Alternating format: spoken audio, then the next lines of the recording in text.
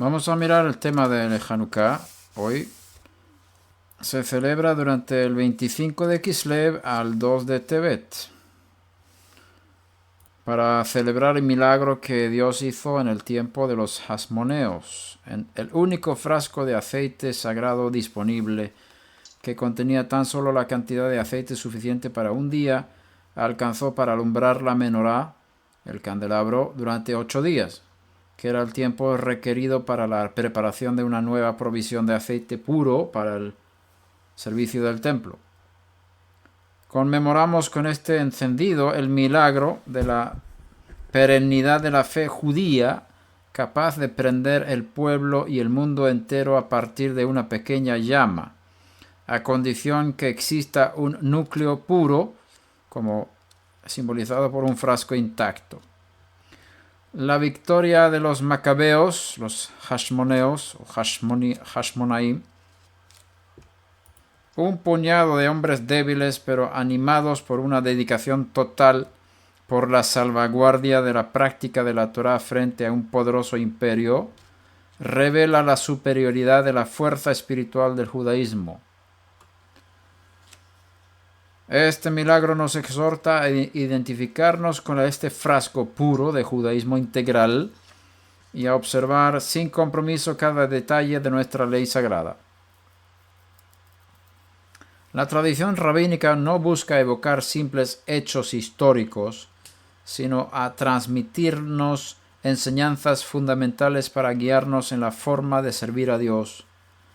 El alumbrado de la Hanukkah, que se perpetúa de generación en generación, tiene por objetivo mantener el milagro vivo frente a nuestros ojos a fin de aleccionarnos. Efectivamente, cuando una generación se entrega por una mitzvah específica, la abnegación por esta mitzvah se imprime en el alma del pueblo. El sacrificio de la generación de los macabeos por la salvaguardia del judaísmo fue profundamente grabada en el corazón de la nación hasta arraigarse y perpetuarse. Hasta hoy en día, cada hijo de Israel lleva grabado en él esta prueba de fe heredada de sus antepasados. Si ocurre, sin embargo, que esta luz interior innata no se manifiesta, es que el corazón obstruido por el mal instinto impide su influencia. Esta es la razón profunda por la cual nuestros sabios instituyeron la conmemoración del milagro mediante la mitzvah del encendido de la Hanukkah. Efectivamente, este acto nos inspira gratitud hacia el Creador por sus milagros y sus bondades. Y esta minúscula apertura atrae sobre nosotros una gran asistencia divina. Gracias a esta pequeña entrada que realizamos en nuestro corazón, se nos ayuda a descubrir y a hacer brillar nuestra alma de esa luz que dormita en nosotros y que hemos heredado de la generación del milagro. Tal es el poder de una acción motivada por fuerzas profundas en toda su pureza. Esta acción se convierte en adquisición espiritual permanente y en preciosa herencia para las generaciones siguientes. Durante Hanukkah está permitido efectuar toda clase de trabajo, pero está prohibido ayunar o afligirse. Es costumbre que las mujeres se abstengan de todo labor mientras la Hanukkah está encendida. Estoy leyendo del libro Shulchan Aruch, es el resumen. Se llama Shulchan Aruch, recopilación de las leyes prácticas según la tradición sefardí. Y pasamos ahí a la página 296, al final. La mitzvah de encender la Hanukkah. Hay que cuidar con mucha atención de encender la Hanukkah todos los 8 días, pues es una mitzvah de gran importancia e influencia espiritual. El que observa cuidadosamente esta mitzvah y la del encendido de las luces de Shabbat merecerá tener hijos Talmidei Jajamim, sabios estudiosos sabios. o estudiantes sabios. Las luces de la Hanukkah. El mejor modo de efectuar la mitzvah, y esta es una mitzvah no de la Torah, sino de los rabinos, pero aún así se llama mitzvah, como vimos en Nehemías, que incluso una ordenanza hecha por los hombres que no está en la Torah también es llamada mitzvah, un mandamiento. Pero se suele hacer la diferencia entre mitzvah de oraita y de rabanán. Eso está en arameo, y la primera cosa es un mandamiento de la Torah y la otra es el mandamiento de los rabinos. Y el encendido de las velas de Hanukkah es un mandamiento rabínico. El mejor modo de efectuar la mitzvah de encender mechas de algodón es encender mechas de algodón sobre aceite de oliva, ya que el milagro se produjo a partir de aceite de oliva. Sin embargo, los demás aceites y todas clases de mechas pueden ser utilizadas, así como velas de cera o parafina. Está prohibido sacar provecho de las luces de la Hanukkah. No se debe incluso utilizar una mecha para encender otra, pero se puede emplear el shamash, significa siervo, la novena mecha auxiliar, para encender una de las 8 luces principales de la Hanukkah. Esta mecha deberá ser distinta de las 8 otras. El momento de encender. Se debe encender las luces de la Hanukkah a la caída de la noche, a la salida de las estrellas. Ciertos sabios opinan que hay que encenderla un cuarto de hora antes de la salida de las estrellas. Si se olvidó de encender a la caída de la noche o dejó pasar ese momento, se apresurará de encender en el curso de la media hora siguiente, que es el intervalo de tiempo principal fijado para encender y para proclamar el milagro a través de esas luces. Pasado ese intervalo, se puede, sin embargo, encender a cualquier hora de la noche. La Hanukkah debe permanecer encendida durante un mínimo de media hora. Debe contener suficiente aceite para alimentar las luces durante media hora. Si la encendió un cuarto de hora antes de la aparición de las estrellas, según la opinión mencionada más arriba, hay que proveer aceite para un tiempo mínimo de 45 minutos, para que esté encendida durante 30 minutos a partir de la visión de las 3 estrellas. Llegada la noche de encender, hay que abstenerse de comer o de emprender cualquier tarea, aun el estudio de la Torah, hasta después del encendido. Durante la noche de Shabbat, la Hanukkah debe de ser encendida antes de la entrada de Shabbat y antes de las velas de Shabbat. Es decir, tendría que tener aceite para 50 minutos, ¿no? La Hanukkah debe entonces contener suficiente aceite para alimentar las luces hasta media hora después de la aparición de las estrellas.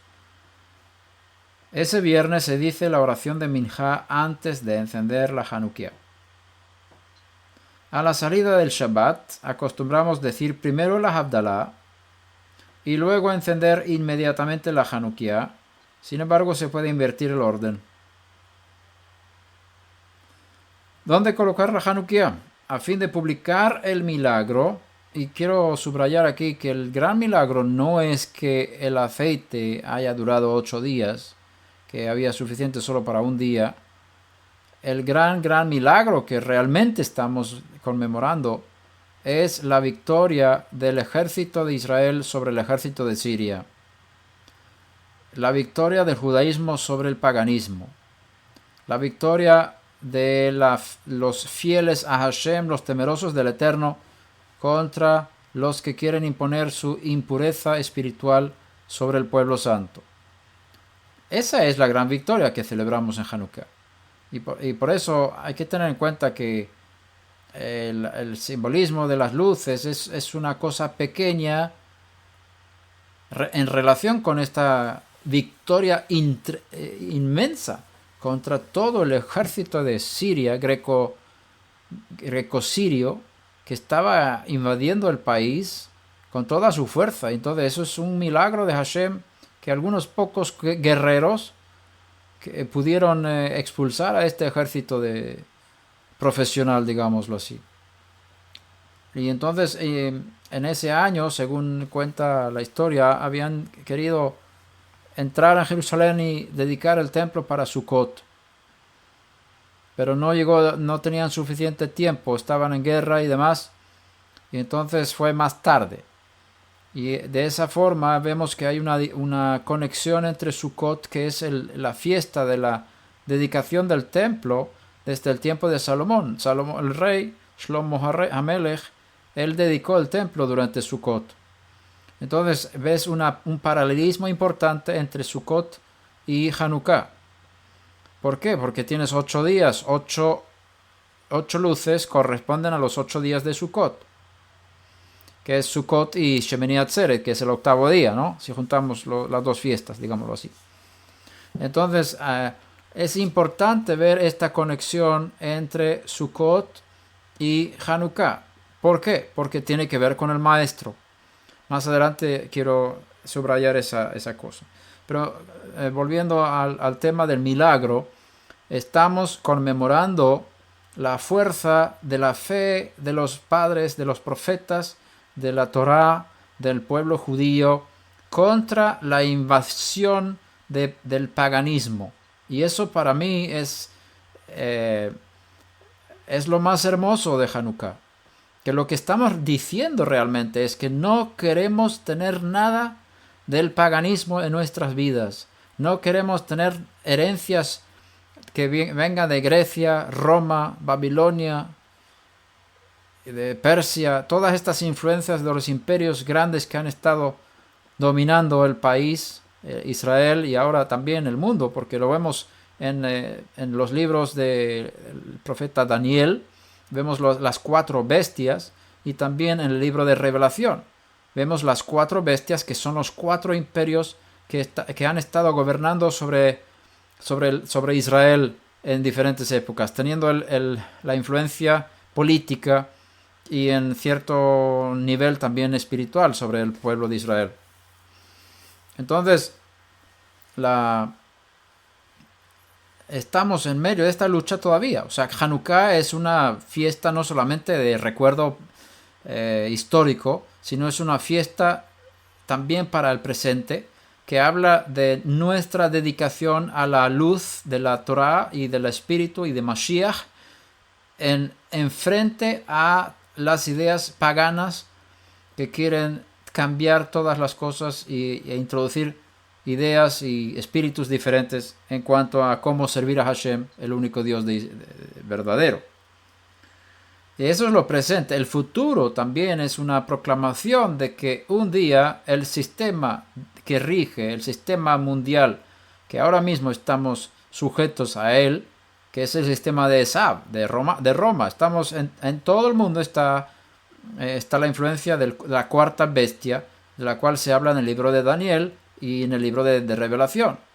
Y la 4ª bestia va a tener la influencia sobre el mundo entero hasta que venga la piedra, según el libro de Daniel, del sueño, que destruya toda la estatua, que es la influencia de los imperios mundanos y mundiales sobre Israel, para que Israel tenga otra vez la hegemonía y la importancia espiritual que Hashem creó a este pequeño pueblo y esta pequeña tierra que tenga sobre el mundo.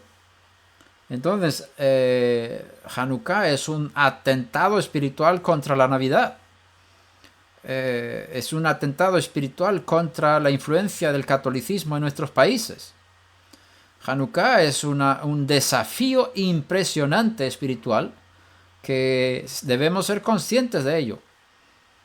Y bueno, yo no sé cómo está la situación de la Navidad por México y Centroamérica y Sudamérica y también en los Estados Unidos.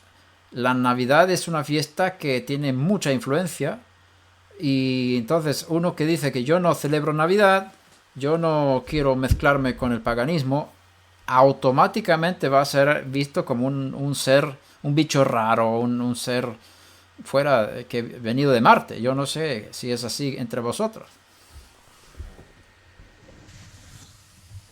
Sí, claro, nosotros tenemos una defensa muy fuerte con los de los Estados Unidos. Queremos, el mexicano quiere imitar todo lo de los Estados Unidos. Ujú. Eso lo podemos ver ahora en Halloween. Es una influencia norteamericana. Pues Navidad se quiere imitar a Estados Unidos, el árbol, los colores, los suéteres, todo está relacionado a lo que hace Estados Unidos. Entonces es muy grande la influencia estadounidense en esa celebración. Y Al también en menos allá. Centroamérica y en Sudamérica me imagino que es lo mismo. Entonces hay que ser consciente que cuando estás encendiendo estas velas, estás proyectando la luz en tres dimensiones, tres tiempos, digámoslo así. En el pasado como recuerdo, en el presente como un atentado contra el sistema que ahora está rigiendo el mundo, espiritual, político, religioso, todo lo que quieras. Y también una proclamación hacia el futuro para el establecimiento del judaísmo universal, que va a traer el Mesías cuando venga a Israel, eh, en el cual todas las naciones tendrán que estar sometidas a la luz de la Torá y el espíritu de Mashiach, que va a gobernar sobre cada país con vara de hierro. Y eso es lo que estamos proclamando en Hanukkah. Es hermosa la fiesta. El milagro que va a ocurrir cuando todas las naciones, imagínate todas las naciones que se van a someter a Israel. Eso sí que va a ser un milagro. Con lo que vemos ahora, el espíritu que ahora está gobernando el mundo, tendremos un cambio impresionante espiritual y lo estamos esperando con el encendido de estas velas. A fin de publicar el milagro, pasado, presente y futuro, se coloca, eso no dice el libro, esto lo digo yo, pero como es una lectura con comentarios, pues ahí está. El libro dice solamente esto: a fin de publicar el milagro, se coloca la Hanukkah a la entrada de su casa, si ésta da sobre la calle. Claro, la idea es publicar el milagro. Las luces publican. No se debe colocar la Hanukkah a menos de 30 centímetros del suelo, o sea, mínimo 30 del suelo. Y preferentemente a lo más de 1 metro del suelo. ¿Cuál es el propósito? Que sea fácil para los ojos ver. O sea, de 30 centímetros hasta 1 metro es una altura que capta la atención de los que van pasando por la calle. Aun si pasa de esa altura, se cumple con su obligación si la Hanukkah es visible, de modo que sus luces sirvan de recordatorio a los milagros y los prodigios con los cuales Dios gratificó a nuestros antepasados. Se recomienda colocar la Hanukkah cerca de la puerta del lado izquierdo, a fin de tener la mezuzá a su derecha, o sea, cuando vienes de fuera y entras en la casa. Tienes la mezuzá a la derecha y la Hanukkah a la izquierda, y así estás rodeado de mitzvot, de mandamientos. Si la puerta de entrada no da sobre la calle, por no vivir uno en planta baja, coloca la Hanukkah al lado de una ventana, en un lugar visible del exterior. Preferentemente fuera, si tienes balcón, pero bueno, o en la misma ventana, pero si no, dentro de la ventana para que se vea para afuera. Si es peligroso poner la mitzvah en manifiesto, colocará la Hanukkah en su interior y se contentará con la proclamación del milagro para la familia. Claro, hay que ver si vivimos en lugares peligrosos donde nos identifican como gente peligrosa para su creencia y demás, pues mejor no exponerse, sino hacerlo para adentro. ¿Cómo se enciende la Hanukkah? La primera noche, antes de encender la Hanukkah, se dicen 3 bendiciones, brachot. Baruch atah Hashem Eloheinu melech haolam asher kideshanu bemitzvotav vetzivanu lehadlik ner Hanukkah. Yo digo Hashem ahora en lugar del nombre, porque no quiero pronunciarlo aquí en vano. Pero cuando hagas la bendición, puedes pronunciar el nombre. Ahora, si no eres judío, y ahí podemos decir, vamos a ver, como hemos hablado de esto antes, quiero subrayar otra vez. El que se identifica como judío, siente que tiene alma judía, quiere someterse no solamente a los mandamientos, los 7 mandamientos y demás, que son para los hijos de Noach, instituidos también por Mashiach y los Shlichim, los apóstoles, especialmente Pablo. Si no sientes que hay más para ti, tienes alma judía, quieres vivir en los mandamientos de los rabinos, quieres someterte a las normas de tu pueblo, puedes hacer esta bendición en vista a que estás de camino para poder ser aceptado e identificado totalmente dentro del pueblo físico de Israel, los judíos. Es decir, si no eres judío legalmente, no hay problema que tú digas esta bendición si esa es tu meta.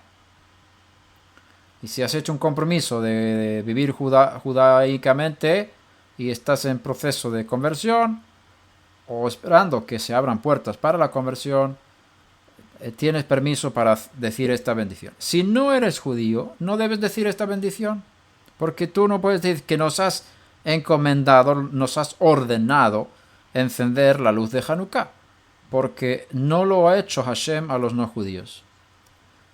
Y Hashem tampoco lo ha hecho a los judíos. Hashem lo ha hecho a través de los rabinos, es decir, Hashem dio autoridad a los rabinos a establecer normas para el pueblo, y entonces de esa forma, al obedecer los mandamientos de los rabinos, estás obedeciendo el mandamiento de Hashem. Indirectamente es un mandamiento de Hashem, pero no directamente.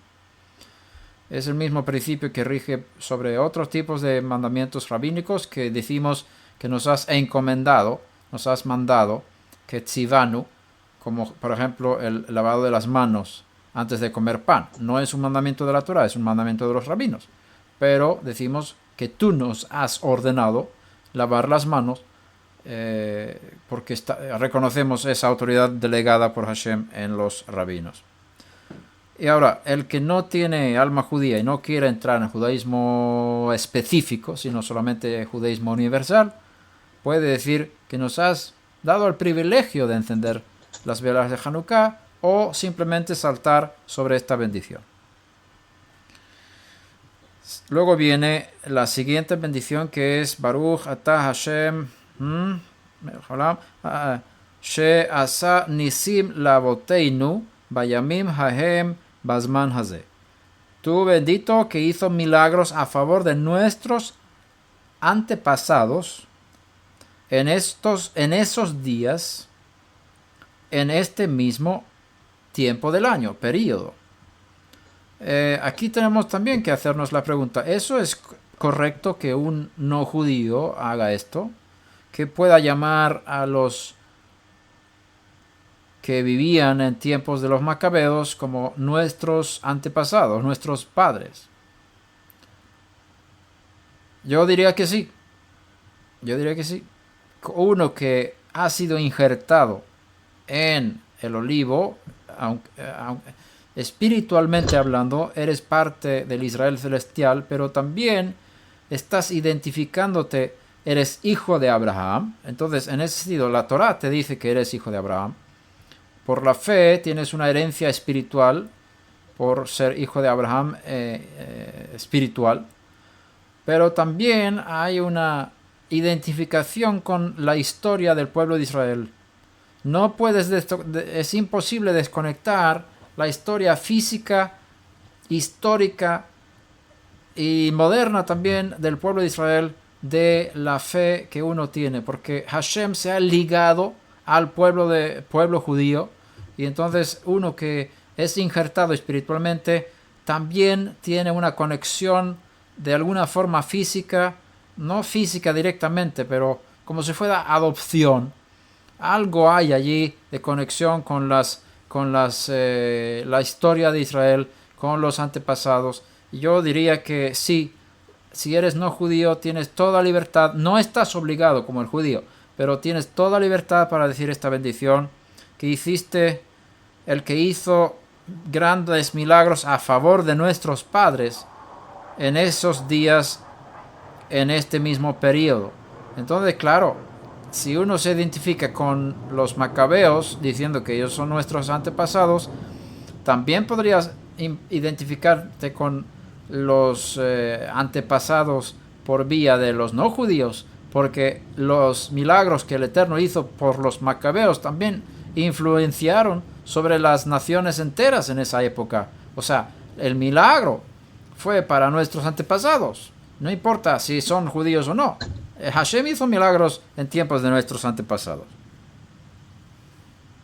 y a favor de nuestros padres, porque si Hashem hace una cosa buena para los judíos, eso favorece también a todas las naciones. O sea que por dos vías tenemos una posibilidad de decir esta bendición. Si no somos judíos, podemos decir la segunda bendición sin ningún problema, pensando correctamente. Pero hay que enseñar al pueblo qué se está diciendo para que no se hagan bendiciones en vano y pronuncien el nombre de Hashem en vano. Tercera bendición, Baruch atah Hashem melech haolam, no digo todo, shehecheyanu vekiyemanu vehigianu lazman hazeh. Bendito eres tú que nos conservó. Yo diría más correcto, shehecheyanu tiene que ver con Haim, tiene que ver con vida, que nos has mantenido con vida y nos nos has hecho permanecer. Aquí se tradujo como nos protegió, pero kiyemano es le kayem, eso es permanecer, ser eterno, existir. Nos has hecho existir, nos has hecho permanecer. Y la tercera cosa, vehigianu, y nos has hecho llegar, nos hizo alcanzar este periodo.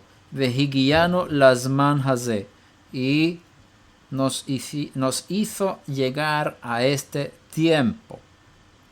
Y esa es una bendición que se hace muchas veces cuando compras una ropa nueva y la estrenas por primera vez, cuando comes la primera fruta de la cosecha del año, cualquier fruta que sea nueva para el año, haces la bendición. En todas las fiestas, la primera noche se hace esta bendición. Cuando tenemos Brit Milá con nuestros hijos, cuando tenemos bodas, todas estas cosas, todas estas celebraciones merecen una bendición especial, que es la bendición de Shehecheyanu. Y eso se dice la primera noche de Hanukkah. Se enciende enseguida después de las brajot, de las bendiciones, pero no mientras las pronuncia. ¿Por qué? Porque estás concentrado en bendecir a Hashem, no vas a hacer otra cosa que bendecir a Hashem. Los días siguientes solo se dicen las dos primeras bendiciones, brajot, pues Shehecheyanu solo se recita para la inauguración. Y lo mismo en las otras fiestas, si hay fiestas de más de un día. Si a raíz de un impedimento no encendió la primera noche, al encender la segunda noche por primera vez, se dice Shehecheyanu. Solo después de haber encendido la primera mecha se empieza a decir Hanerot Halalu. Es otra bendición que está en el Sidur, que habla de cómo estas velas las enciendo, no para hacer trabajo, no para otra cosa que bendecir, exaltar a Hashem. Está ahí en el Sidur, podéis mirarlo. También tenéis eso, traducción al español, que es una alabanza seguida del salmo Mizmor Shir Hanukat. Es uno de los salmos. Es el salmo 30 de los salmos de las escrituras. Los Ashkenazim cantan Maoz Tzur Yeshuati, que es una canción Maoz Tzur Yeshuati, Lejana, etc. Muy típica para los Ashkenazim. La primera noche se enciende la primera mecha. Para decir una cosa, por supuesto los sefardim pueden cantar esta canción también. Si la sabes, si la quieres aprender, no hay ningún problema que se mezcle. En Israel mezclamos, sacamos entre los sefardim, adaptamos canciones Ashkenazim y los Ashkenazim cogen canciones nuestras en sus liturgias. Y es bonito tener un intercambio de las dos tradiciones fuertes que hay en el pueblo judío. La primera noche se enciende la primera mecha de la extremidad derecha de la Hanukkah. Siempre empieza por la derecha. Tú estás mirando la Hanukkah desde fuera de tu casa. Y acuérdate que el hebreo se lee de la derecha a la izquierda. Entonces lo normal es empezar a la derecha. Y eso se hace también ahora. La extremidad derecha de la Hanukkah se enciende primero. Y luego el Shamash, que es el ciervo. La segunda noche se enciende la segunda mecha a partir de la extremidad derecha. Luego la primera, o sea, ahí vas de izquierda a la derecha. Pero cuentas desde la derecha a la izquierda. La segunda contado desde la derecha. La segunda. Y después la última a la derecha. O la primera, digámoslo así. La segunda noche se enciende la segunda mecha a partir de la extremidad derecha, luego la primera y después el Shamash. La tercera noche se enciende la tercera mecha, contando desde la derecha hacia la izquierda, luego la segunda, luego la primera y después el Shamash. Las noches siguientes se sigue esta misma progresión, a través de la cual se ilustra la progresión del milagro de un día al siguiente. Pensando en el milagro de la menorá en el templo que duró durante 7 días, cuando había solo aceite para un día.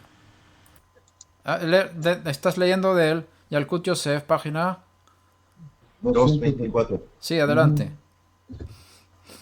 Está prohibido hacer el uso de algunas de las luminarias de Hanukkah, sea estudiar Torah o contar dinero a su luz.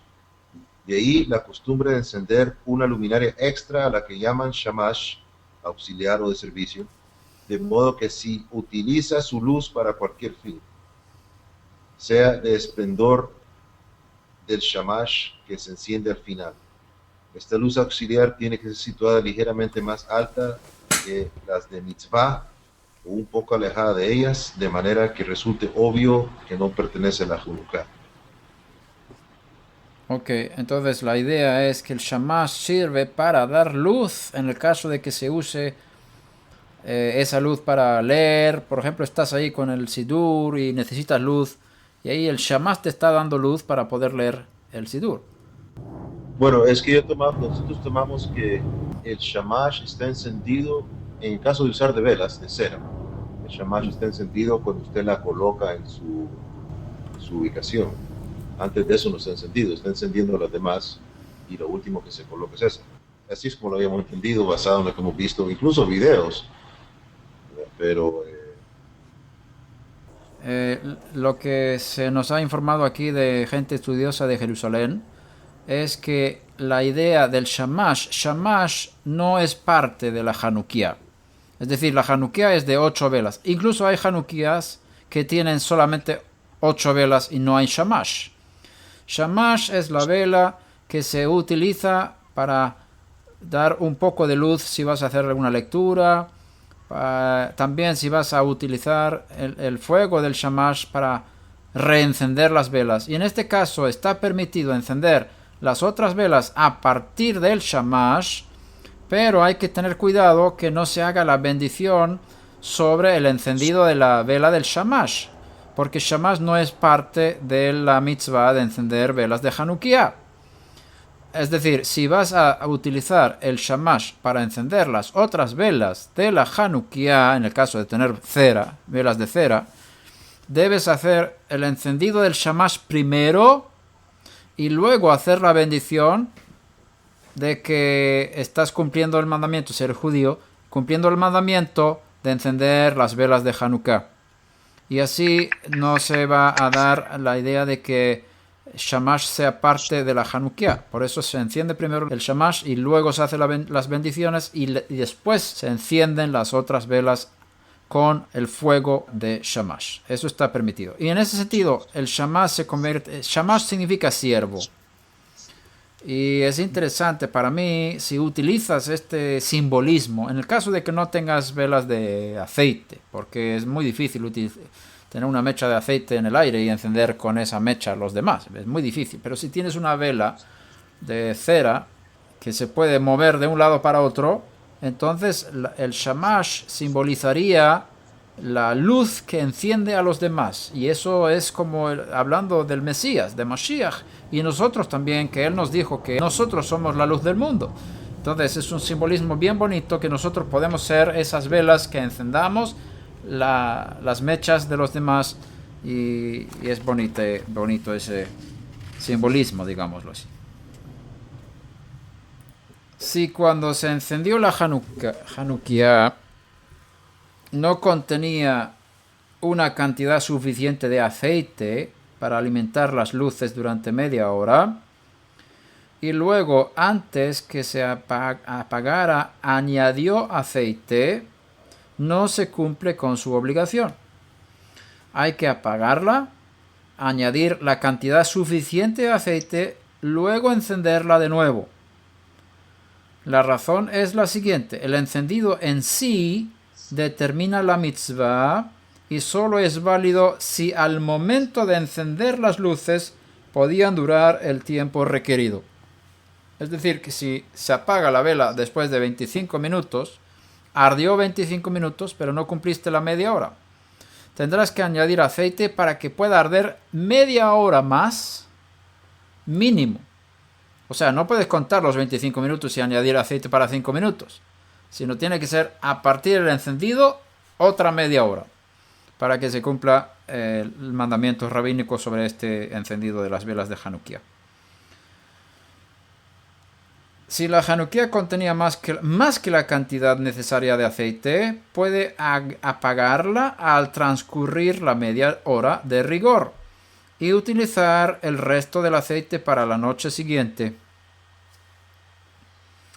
Si la Hanukkah contenía la cantidad de aceite requerida, pero se apagó antes que transcurriera media hora, no es necesario, no es preciso encenderla de nuevo, y no obstante habrá uno cumplido con su obligación, porque la idea es, a la hora de encender hay suficiente para media hora, aunque se apaga después de 1 minuto, ya cumpliste.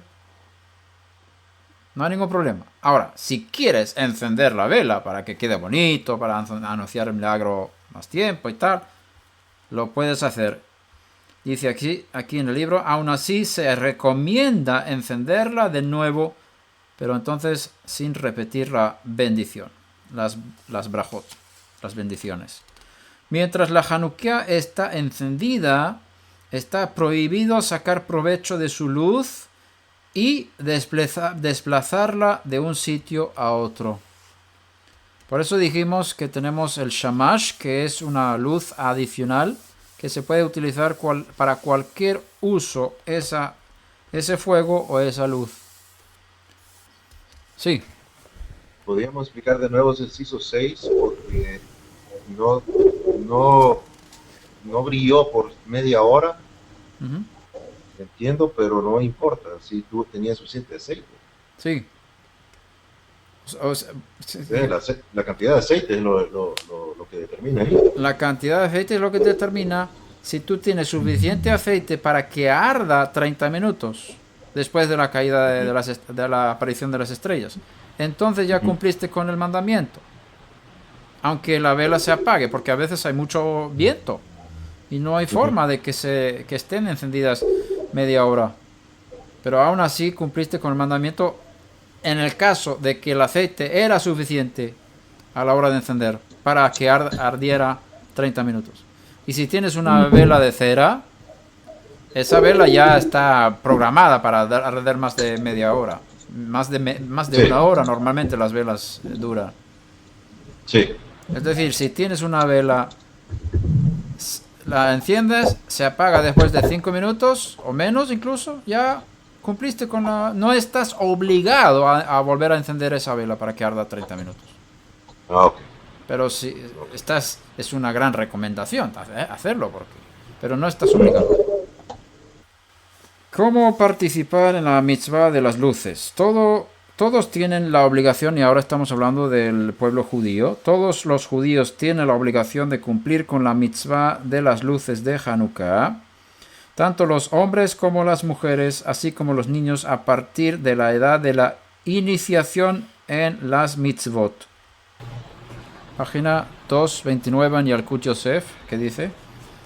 Al igual que los hombres, también las mujeres fueron ordenadas a encender las luminarias de Hanukkah, puesto que ellas participaron en forma directa del milagro, según Talmud Shabbat 23, Pleca 1. Consecuentemente, pueden cumplir con este precepto individualmente en sus casas, con sus esposos o por ellos. Por lo tanto, si el hombre se ve forzado a estar ausente de la casa en el momento de encender y regresará a horas muy avanzadas de la noche, es correcto y aconsejable que encargue a su esposa para que ésta encienda al aparecer las estrellas de esa noche, como un cuarto de hora después de que el sol se puso. Así cumple también él con la mitzvah. De acuerdo a la regla, el enviado o nominado por la persona es como él mismo. ¿Y los niños?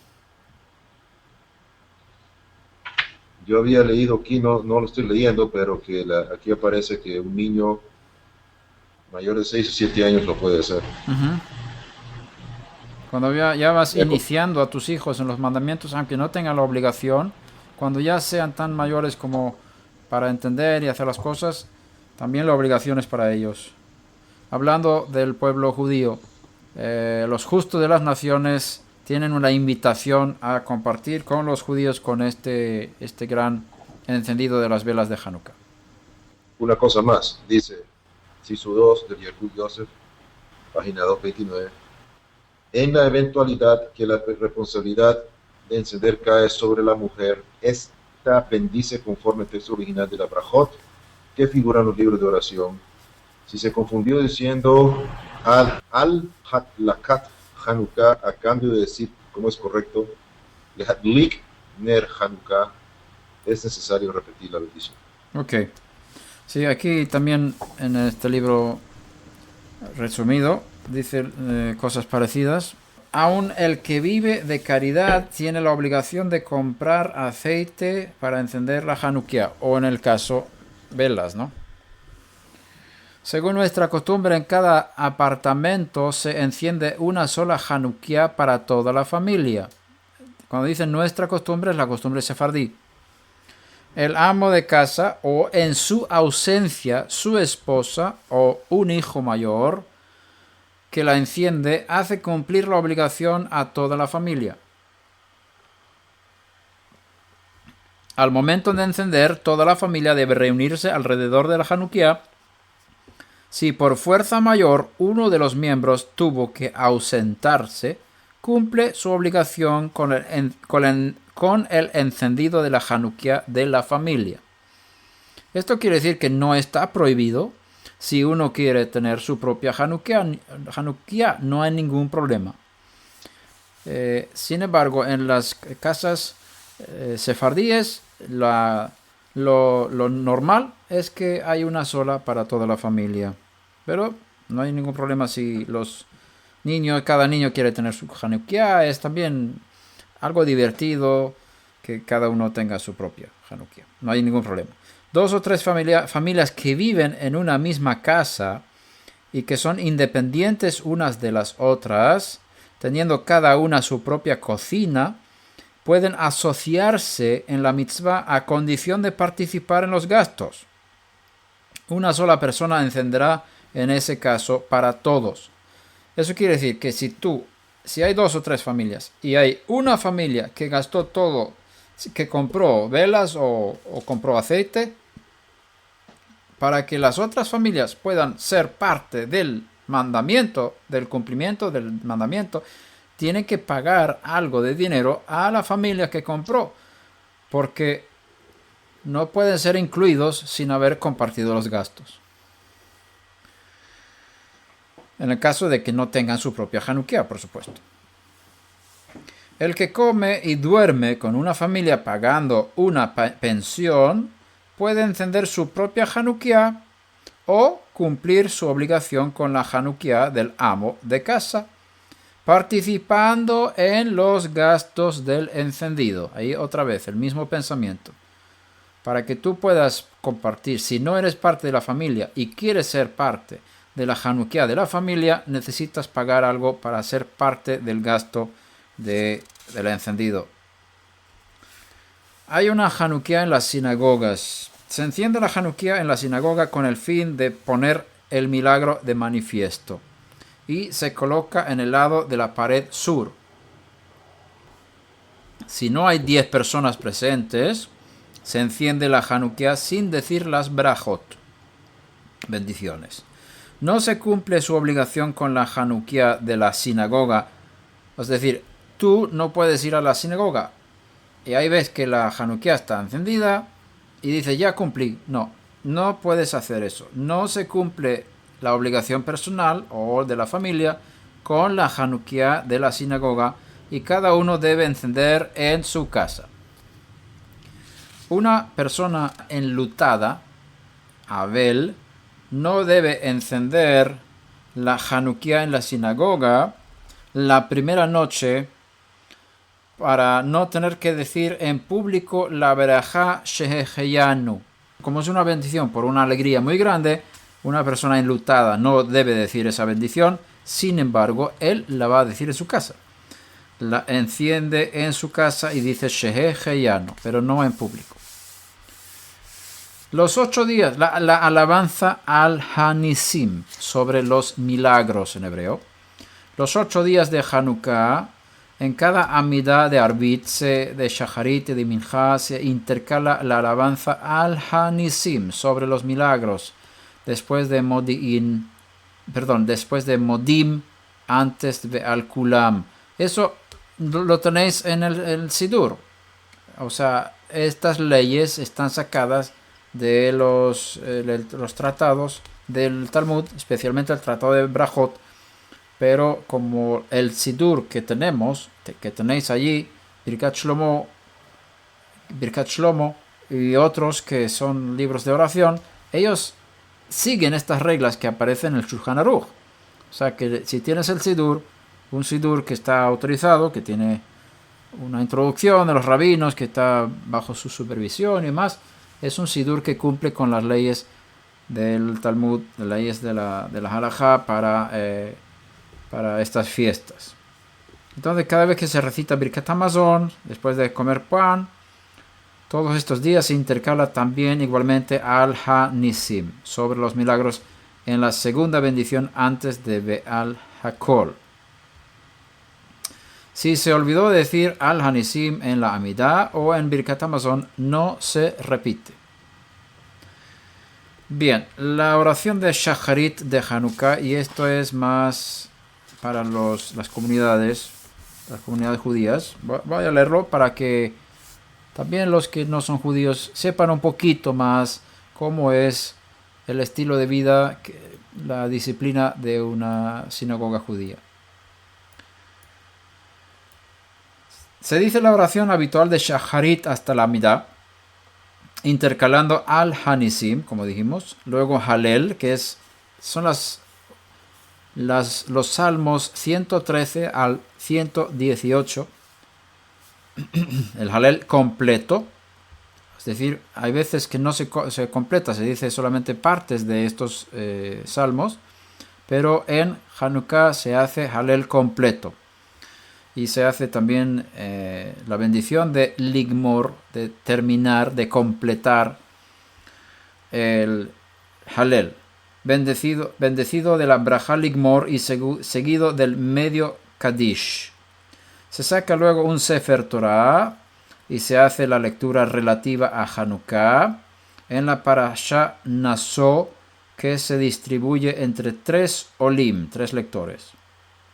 El primer día se lee desde Daber el Aharón hasta Nachshon ben Aminadab. El segundo día desde Bayom Hasheni hasta Netanel ben Tzuar. El tercer día Bayom Hashlishi, y cada día se sigue con el trozo correspondiente. El octavo día, aparte del trozo relativo a ese día, Bayom Hashmini, se sigue toda la parashá de Naso hasta el final, más el principio de la parashá siguiente de Beha'alotcha hasta Ken Asa et ha-menorah. Después de la lectura de la parashá se dice el medio Kadish, Ashrei uva lezion Kadish titkabal, se vuelve el Sefer Torah al Heichal HaKodesh. En ciertos lugares, como en Eretz Israel, se acostumbra a decir en Hanukkah la oración habitual de Bet Yaakov, seguida del salmo relativo en ese día. Se dice el Salmo 30 de Hanukkah, Mizmor Shir la Hanukat Habayit, Kadish Yehe Shlama Rabba Kave y Pitum Haktoret Tana Debe Eliyahu, Kadish al Israel, Barhu y Aleinu Leshabeach. En Shacharit de Rosh Chodesh Tevet, porque en medio de la fiesta de Hanukkah tenemos un Rosh Chodesh, un mes nuevo. Entonces hay una oración de Shacharit especial. Este día Rosh Chodesh puede ser un día de la semana o bien Shabbat. Shacharit de Rosh Chodesh Tevet cae siempre en Hanukkah. Después de la Amidah se dice Halel completo, Ligmor.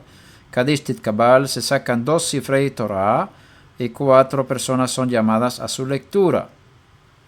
Veis aquí, dependiendo de la cantidad de lectores, se sabe el peso de cada fiesta. ¿Cuántos leían en los días intermedios de Hanukkah? Son 3 lectores, 3 olim, ¿no? Ahí vemos que Hanukkah no es una fiesta de demasiado peso. Cuantos más lectores, más peso tiene la fiesta. Ahora llegamos a Rosh Chodesh. ¿Cuántos lectores tenemos en Rosh Chodesh? 4. Rosh Chodesh es más fuerte que Hanukkah. ¿Cuántos leen en Shabbat? 7. El Shabbat es más fuerte que cualquier otra fiesta. No hay ninguna fiesta que tenga 7 lectores más que el Shabbat. Hay una fiesta que tiene 6, otra 5, Rosh Chodesh 4 y Hanukkah tiene 3. O sea, y tú ves, dependiendo de la cantidad de lectores, el peso de la fiesta. Y en este caso tenemos Rosh Chodesh, por eso hay 4 olim, 4 lectores. 4 personas son llamadas a su lectura. En el primer Sefer Torah se lee la parashá de Rosh Chodesh, sin seguir la de Kadish, distribuida entre 3 olim. En el segundo Sefer Torah se lee la parashá de Hanukkah, correspondiente a ese día, a la cual se llama un cuarto olé. Se concluye con medio Kadish, luego se dice Ashrei. Uva lección, se vuelve los Sifrei Torah, se dice medio Kadish, luego Musaf, que es la oración adicional, la Amidah adicional de Rosh Chodesh, y ahí se intercala al Hanisim, porque es Hanukkah. Kadish Titkabal, el Salmo 104, de Rosh Chodesh, Barji Nafshi. El Salmo de Hanukkah, Mizmor Shir Hanukat Habayit, es el Salmo 30. Kadish Yehesh Lama Rabba, Kave Pitum Haktoret, Tana Debe Eliyahu, Kadish al Israel, Aleinu Leshabeach. Luego, Shacharit de Shabbat Hanukkah. Después de Amidah de Shabbat se dice Halel completo, otra vez porque estamos en Hanukkah, ahí estamos. El Halel es para proclamar, es una alabanza. De los Salmos 113 al 118 es Halel. Halel es alabar, alabanza. Por lo tanto, especialmente cuando estamos alabando a Hashem por milagros, que es Hanukkah, es una alabanza. Todos los otros 8 días de Hanukkah son días de alabanza. Por supuesto, hay que decir el Halel completo, que es un motivo de alabanza a lo que pasó en la historia. Kadish Titkabal, se sacan 2 Sifrei Torah. En el primero se lee la parashá semanal, a la cual se llaman a 7 olim, 7 subidores, lectores. y se dice medio Kadish. Para el segundo Sefer Torah se llama Al-Maftir y se lee la parashá correspondiente de ese día de Hanukkah. Se dice de nuevo medio Kadish seguido por una haftará especial de Hanukkah, Roni Vesimchi. Si hay un segundo Shabbat Hanukkah, la haftará Vayas Hirom. Luego sigue la oración habitual de Shabbat. Shacharit de Rosh Chodesh Hanukkah que cae en Shabbat. Y eso hay veces en ciertos años cuando hay Rosh Chodesh, primer día del mes, y es Shabbat al mismo tiempo. Entonces tenemos tres fiestas. Tenemos Hanukkah, tenemos Rosh Chodesh y tenemos Shabbat. ¿Cómo se hace? Aquí el libro dice, después de Halel completo, Ligmor se sacan 3 Sifrei Torah, 3 libros, rollos de Torah. En el primero se lee la parashá semanal que se distribuye entre 6 personas solamente. En el segundo se lee la parashá de Rosh Chodesh, a la cual se llama al séptimo Olé. Luego se recita medio Kadish. El Maftir sube al tercer Sefer Torah, en el cual se lee la parashá relativa de Hanukkah. Y se dice de nuevo medio Kadish seguido de la haftará de Hanukkah. Roni Vesimchi, que se concluye con el primero y el último versículo de la haftará de Shabbat Rosh Chodesh. Ha Shamaim Kisi. Luego se dice la oración habitual de Shabbat Rosh Chodesh con el Musaf de Ata Yatzarta, en el cual se intercala al Ha-Nisim. Quiero añadir una cosa más en cuanto a Hanukkah. Si hubiéramos tenido un par de horas, podríamos entrar en un estudio más profundo de las fechas del nacimiento del Maestro. Acordaos de lo que dije al principio, que Hanukkah está conectada con Sukkot. Son 8 días de celebración correspondientes a 7 días de Sukkot y Shemini Atzeret, que son 8. Y como Salomón el rey, Shlomo HaMelech, dedicó el templo durante Sukkot, hay un deseo de los Hashmonaim, de los Maccabim, de hacer también la rededicación del templo para Sukkot, pero no pudieron y llegaron tarde. Entonces hay unos meses entre Sukkot y Hanukkah.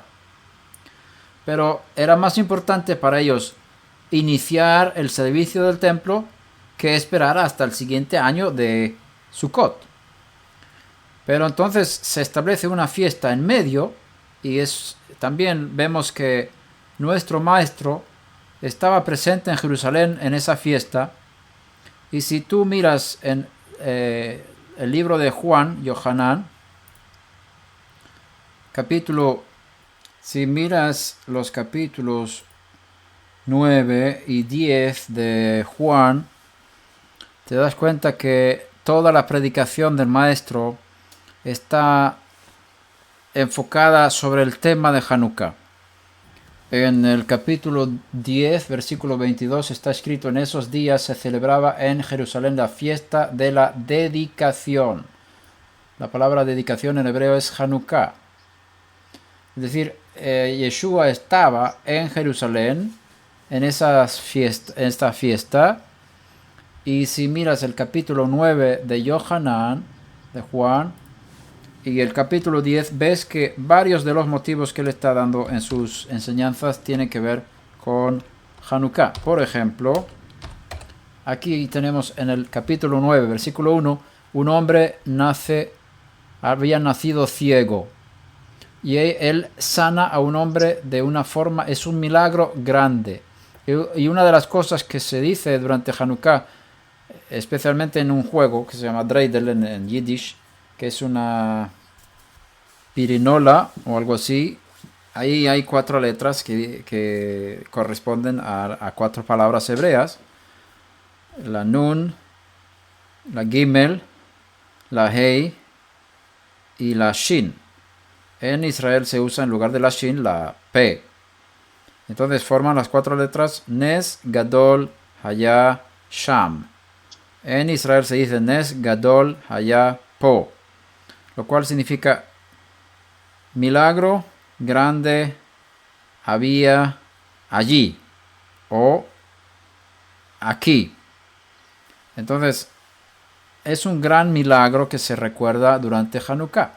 Y lo que sucedió en la vida del maestro es que un hombre nacido ciego tuvo un gran milagro. Y él está hablando de ese gran milagro. Si pasas al capítulo 10 de Juan, ves que está en el aire, que ha ocurrido un gran milagro aquí y todo el ambiente está alrededor de ese gran milagro. Y él habla de sí mismo en Juan 10, dice que yo soy el buen pastor. Y también eso tiene que ver con Hanukkah, porque los Maccabim, los Hashmoneos, los que se rebelaron contra el ejército sirio, greco-sirio, y que los que expulsaron al ejército invasorio, eran llamados en su época y también después y en las canciones hoy en día los buenos pastores. Y aquí el maestro está tocando ese tema diciendo yo soy el buen pastor y doy mi vida por las ovejas, igual que los macabeos, digámoslo así. Y también habla aquí de el gran milagro de la resurrección, que él tiene autoridad para dar su vida y tomarla de nuevo. O sea, todo es en gran milagro, todo tiene que ver con Hanukkah. El 10-22, en esos días se celebraba en Jerusalén la fiesta de la dedicación. Y él también habla de sí mismo como la luz que ha venido al mundo en este contexto. Yo soy la luz del mundo, etc. O sea, la luz que es Mashiach, la luz que es la Torah, en este caso la Torah viviente, la Torah que se hizo carne, tiene que ver con Hanukkah y tiene que ver con la inauguración del templo. Y es bien interesante que el Salmo 30, si leemos en el Salmo 30, vemos que no solamente está hablando de la dedicación de un templo físico en Jerusalén, sino la dedicación, voy a leer desde la versión de las Américas, el Salmo 30, que es el Salmo que tiene que ver con Hanukkah. Salmo canto en la dedicación de la casa, Hanukat Habayit en hebreo. Salmo de David. Te ensalzaré, oh Señor, porque me has elevado y no has permitido que mis enemigos se rían de mí. Oh Hashem, Dios mío, a ti pedí auxilio y me sanaste. Oh Hashem, has sacado mi alma del Sheol. Mira aquí, el contexto no habla de una casa, está hablando de la resurrección de los muertos. Y ahí Yeshua conecta con eso cuando él enseña en Juan capítulo 10. Y eso está conectado con Hanukkah. Has sacado mi alma del Sheol, me has guardado con vida para que no descienda al sepulcro. Cantad alabanzas a Hashem, vosotros sus santos, y alabad su santo nombre, porque su ira es solo por un momento, pero su favor es por toda una vida. El llanto puede durar toda la noche, pero a la mañana vendrá el grito de alegría.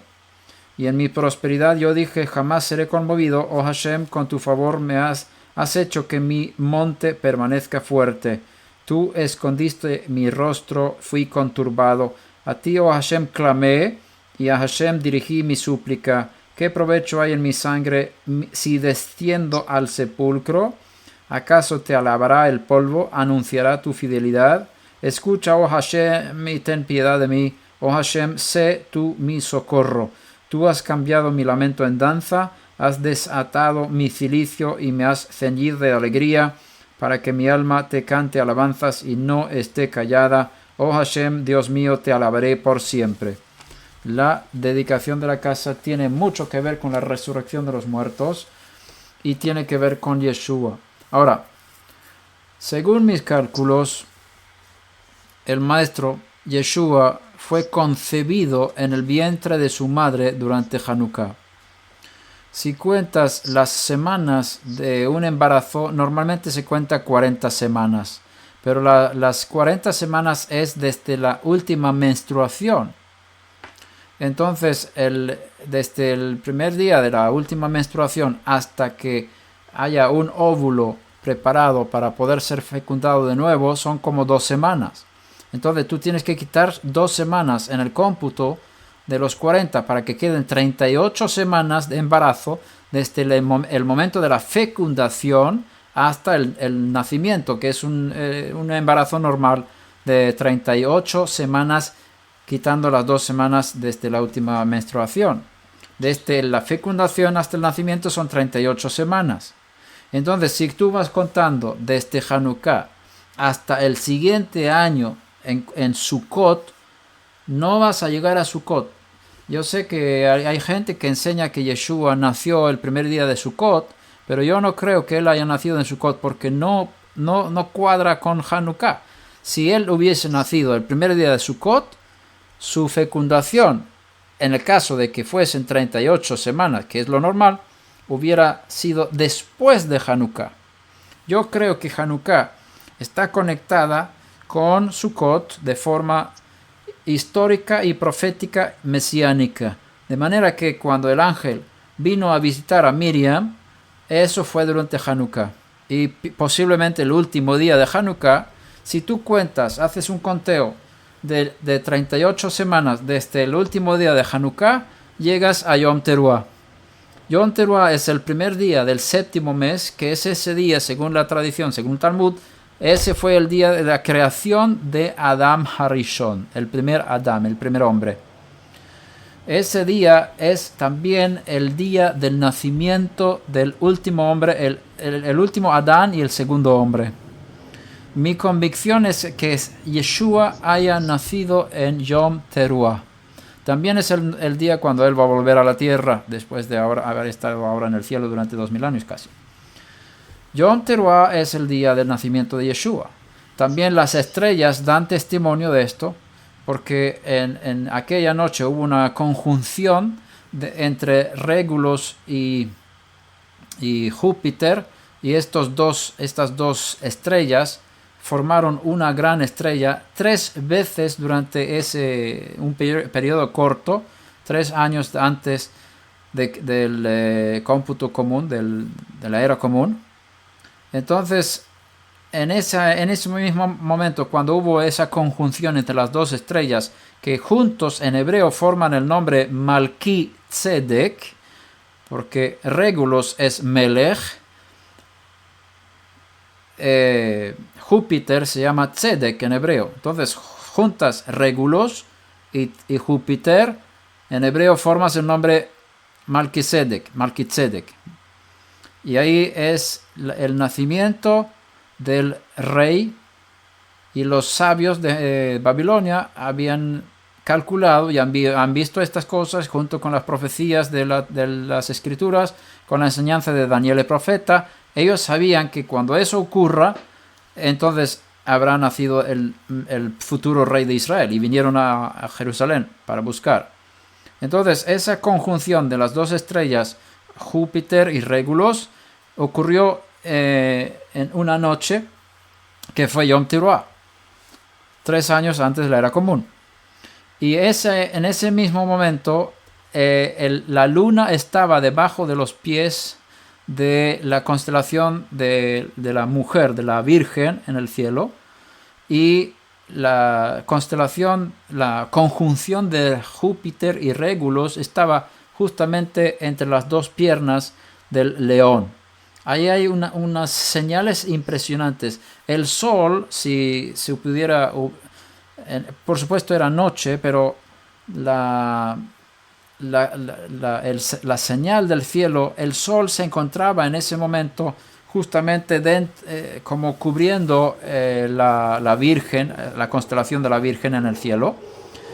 Y ahí se cumplió la gran señal que vio Juan en Patmos, en Revelación. Una gran señal se mostraba en el cielo. En el capítulo 12, una mujer vestida del sol, con la luna debajo de sus pies y una corona de 12 estrellas sobre su cabeza, estaba encinta y gritaba, estando de parto y con dolores de alumbramiento. Y ahí viene el momento del nacimiento del que va a regir a todas las naciones con vara de hierro. O sea, la señal física exacta de lo que vio Juan en Revelación 12 ocurrió aquella noche en los cielos en Yom Teruah 3 años antes de la Era Común. Y estoy seguro que esa fue una señal que Hashem dio a nosotros para saber en qué momento nació el Mesías. Nació el que iba a ser el Mesías futuro. Entonces tenemos 2 testimonios allí desde Hanukkah hasta Yom Teruah, y tenemos también el testimonio de las estrellas, y tenemos un tercer testimonio, y es contar el servicio de el padre de Juan Hamatbil, de Juan el Bautista, cuando él está haciendo su servicio en el templo, encendiendo el incienso.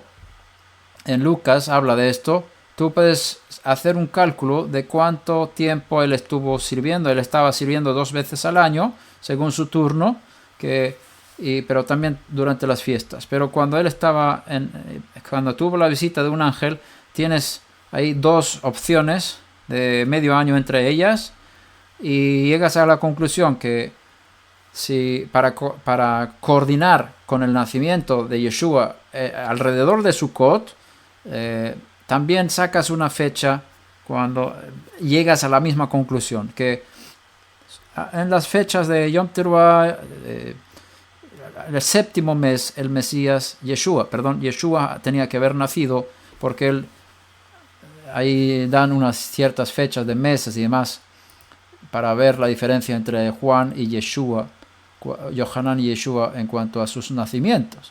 Entonces hay 3 testigos de las escrituras que muestran que Yeshua nació en Yom Teruah. Y entonces eso quiere decir que en Hanukkah tenemos aquí el momento cuando hay una fecundación sobrenatural, cuando la luz de Hashem, que fue creada el primer día de la creación, se hizo carne. Esa luz que alumbraba a todos los hombres, esa Torá eterna que había estado dentro del corazón del Padre desde la eternidad, se materializó de una forma especial. Hubo un milagro tremendo en el vientre de Miriam y nació 9 meses más tarde en Yom Teruah. Entonces también en Hanukkah podemos celebrar ese gran milagro que ocurrió con la fecundación de Yeshua. Sí, él naciendo en Yom Teruah,